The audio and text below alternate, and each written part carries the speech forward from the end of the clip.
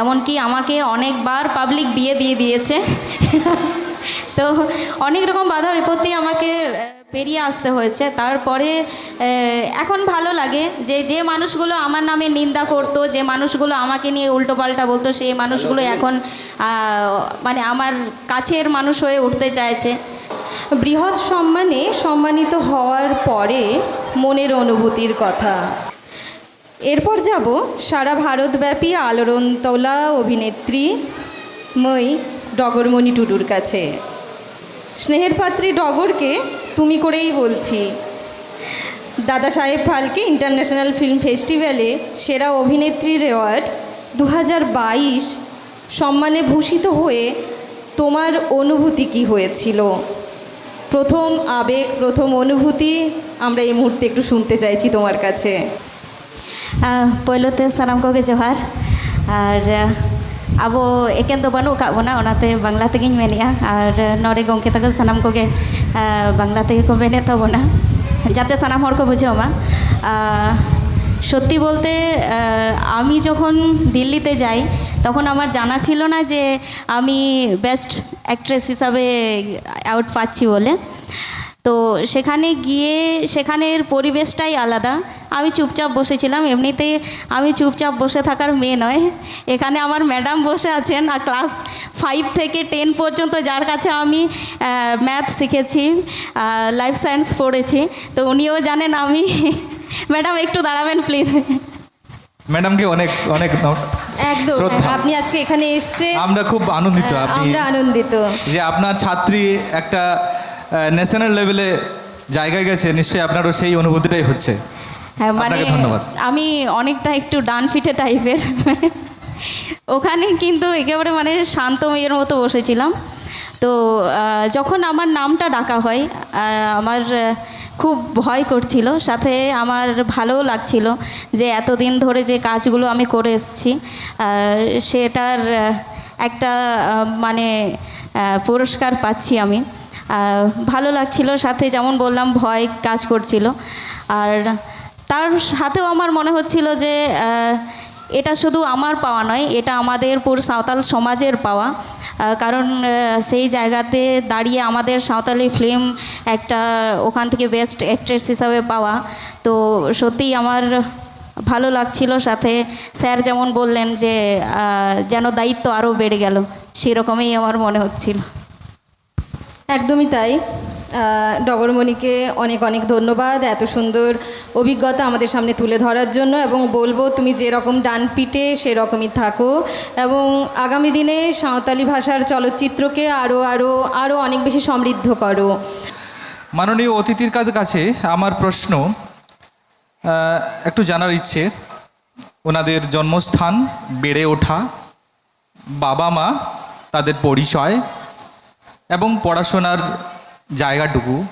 যদিও তাদের এই সম্পর্কে প্রাথমিক তথ্য আমরা কম বেশি সবাই জানি, তবুও এখানে মানে উপস্থাপন করতে যাচ্ছি তার কারণ সামগ্রিক তথ্য রেকর্ড থাকবে, যা পরবর্তী প্রজন্মদের জন্য এক মূল্যবান দলিল হিসাবে থাকবে। আমি প্রথমেই ডগরের কাছে যাব। ডগর একটু আগেই বললাম যথেষ্টই আমাদের সম্মানীয়, স্নেহের, তাই তুমি দিয়ে আমিও সম্বোধন করছি। আমি যতটা শুনেছি ডগরের বাবাও উনি আবো গায়ন পাহিল যাহা আতু আতু ডি ডাহার রে গায়ন কো উদুক্তা হ্যাঁ ওনার মিটাং গায়নাহারি তাহেं কানা এবং নিউমান গায়নাহার। তো আমা ওড়াগ রেনাগ বাবা আমা উপরুম কাটি হুডিং মাঝে তুম লিয়া। আমার গ্রামের নাম গোপালপুর, আমাদের মানবাজার ব্লক 2। কিন্তু আমার গ্রামের থেকে বেশি কেটেছে জানো আমার রানীবাঁধে, কারণ 6 বছর ধরে আমার রানীবাঁধে থাকা। আমার প্রাইমারি আমার মামা বাড়ি থেকে, মাখনো প্রাথমিক বিদ্যালয় থেকে।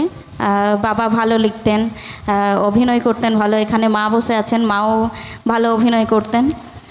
আর সাথে মানে আমাদের পুরো ফ্যামিলিটাই নাচ গান দিয়ে মধ্য দিয়ে আমরা থাকি।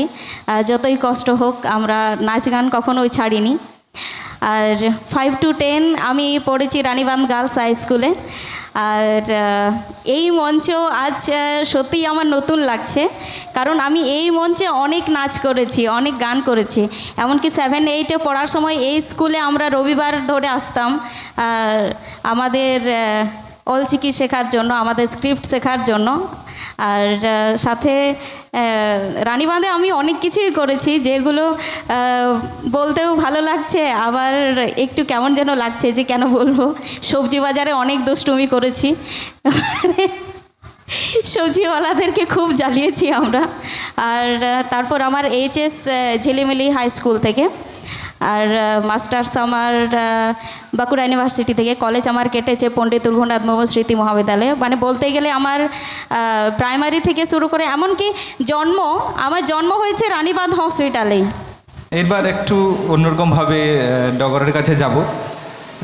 মিডিয়ারে আইমা গেলে ᱧᱮᱞᱮᱫ ᱛᱟᱢᱟ কিছুদিন মাড়াঙ্গে যে উডেন গাড়িতে আমি চালাক কানা, অর্থাৎ দাদা সাহেব ফালকে ফিল্ম ফেস্টিভ্যালে অংশগ্রহণ করার জন্য, এবং সেখানে প্রথম বা দ্বিতীয় সেখানে উডেন গাড়িতে অর্থাৎ এরোপ্লেনে যাওয়ার যে মুহূর্ত, এবং সেখানে মায়ের সঙ্গে একটা কথোপকথন, একটা ভয়, সেই মুহূর্তে তোমার একটা গান খুব ভাইরাল হয়েছে বা আমরা দেখেছি সবাই, রিপি রিপি আয়ু চড়তে উডে গাড়ি।